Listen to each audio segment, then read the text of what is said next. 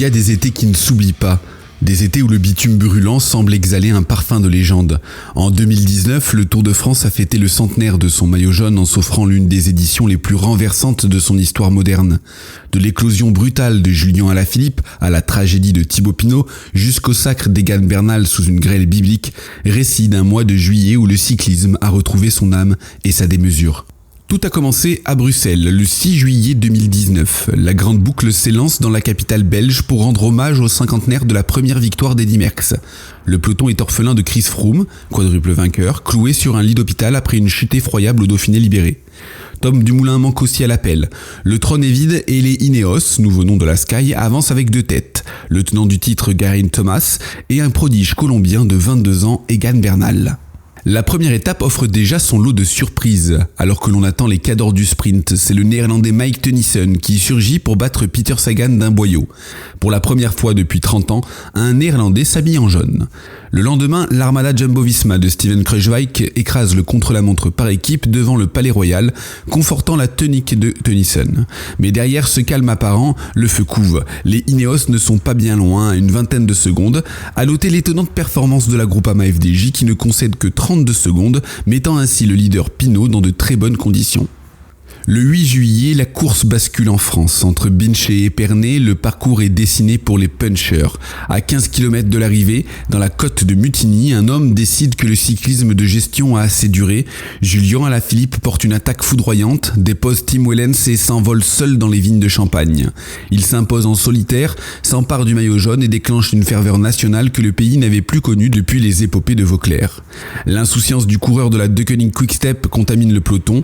Si le maillot change d'épaule à la planche des belles filles au profit de l'italien Giulio Ciccone suite à une échappée victorieuse avec Dylan Teuns, les écarts entre les favoris restent minimes. Sur la dernière pente à 22%, Geraint Thomas montre les dents, seul Thibaut Pinot peut le suivre. Romain Bardet y perd ses illusions. C'est entre Mâcon et Saint-Étienne, lors de la 8e étape, qu'Alaphilippe construit sa légende. Accompagné de Thibaut Pinot, il attaque dans les derniers kilomètres pour reprendre le pouvoir. Les deux Français collaborent magnifiquement. Pinot grappillant des secondes précieuses pour le général et Alaphilippe récupérant son bien. La France rêve, et si c'était l'année. Mais le Tour est un monstre froid. À la veille de la journée de repos, sur la route d'Albi, un vent de travers déchire le peloton. La Quick-Step et les Ineos provoquent une bordure dévastatrice. Thibaut Pinot, Jakob Fuglsang, Richie Porte sont piégés et perdent 1 minute 39. On pense alors que le Franc-Comtois a laissé passer sa chance une nouvelle fois. Le 19 juillet marque le centenaire exact du maillot jaune, créé en 1919.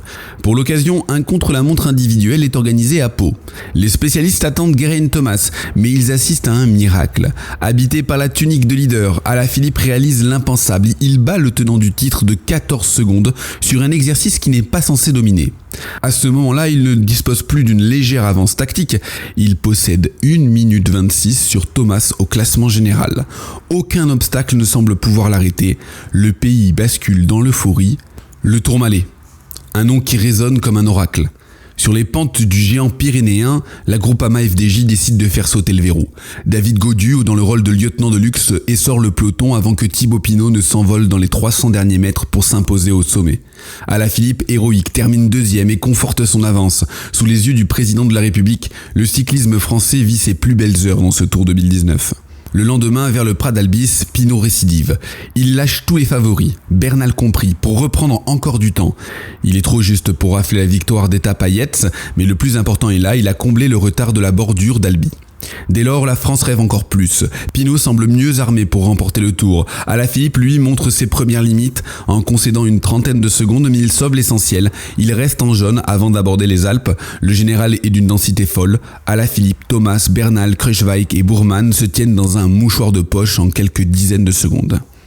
L'étape 18 a décanté les positions et trahi les capacités réelles. Si Quintana lève les bras à valoir après un duel remporté face à Bardet, c'est Bernal qui réalise la meilleure opération au général. Il a semé tous ses concurrents dans le dernier kilomètre du Galibier et fait la descente seul en tête. Derrière, Thomas n'a évidemment pas roulé. Pinot a serré les dents malgré la douleur. Alaphilippe s'est accroché comme il peut pour limiter la casse dans la montée et rejoindre les favoris dans la descente. L'étape 19 entre Saint-Jean-de-Maurienne et Tignes doit être le juge de paix. Mais dès le 40e kilomètre, le cœur des supporters français se brise. Thibaut Pinot, blessé à la cuisse, s'arrête en larmes et abandonne. Le rêve s'écroule en direct, personne ne s'y attendait. La course, elle, n'attend pas. Dans le col de l'Iseran, Egan Bernal passe à l'offensive. Le Condor colombien déploie ses ailes, lâche Alaphilippe qui explose littéralement sous la pression. Au sommet de l'Iseran, le toit du Tour, Bernal bascule en tête avec plus de 2 minutes d'avance sur le Français. C'est alors que l'apocalypse se déchaîne. Un orage de grêle d'une violence inouïe s'abat sur la descente vers Val d'Isère, provoquant des coulées de boue qui rendent la route impraticable. Les images sont surréalistes. Des pelleteuses tentent désespérément de dégager la chaussée alors que les coureurs dévalent la pente à 80 km/h. La direction de course prend une décision historique, arrêter l'étape. Les temps sont gelés au sommet de l'Iseran. Egan Bernal, sans avoir franchi la ligne d'arrivée ce jour-là, devient le nouveau maillot jaune. La décision pose question. Beaucoup de coureurs n'auraient pas roulé de la même manière s'ils avaient su que la course s'arrêtait quelques kilomètres plus haut au sommet du col. Le lendemain, le parcours vers Val Thorens s'est amputé de la moitié à cause des dégâts climatiques. Sur cette course de côte de 59 km, Vincenzo Nibali sauve son tour en s'imposant en solitaire. Derrière, Alaphilippe, à bout de force, craque définitivement et descend du podium pour finir 5e. Egan Bernal, protégé par son lieutenant Geraint Thomas, franchit la ligne en vainqueur. À 22 ans, Bernal devient le premier Colombien et le premier Latino-Américain à remporter le Tour de France. Il est le plus jeune vainqueur depuis 1909. Le Tour 2019 n'a pas seulement couronné un immense champion, il a sacré Peter Sagan pour un 7e maillot vert record. Il a vu Romain Bardet sauver sa dignité avec le maillot à pois. Mais il a surtout réconcilié le public avec l'imprévisible.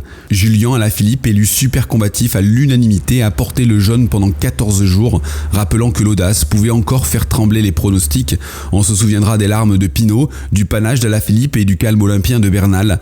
Ce fut le tour de la passion, celui où la météo a fini par décider du destin des hommes, comme pour rappeler que sur la grande boucle, la légende s'écrit toujours à l'encre de l'imprévu. Merci Baptiste, chronique à retrouver en podcast sur le site et l'appli Happiness Radio et les plateformes de streaming. J'en profite très rapidement pour te remercier Baptiste pour toutes ces merveilleuses chroniques. On a pu découvrir ton amour du sport, ça s'est senti. On a été hyper fiers de t'avoir aussi durant toute cette année du Réveil Happiness. Merci pour ces belles chroniques, belles vacances à toi Baptiste et à très très très bientôt. Nous dans 3 minutes on part à Beauvais pour découvrir le programme de cet été. C'est sur Happiness à votre matinale, l'agenda du Réveil ça arrive.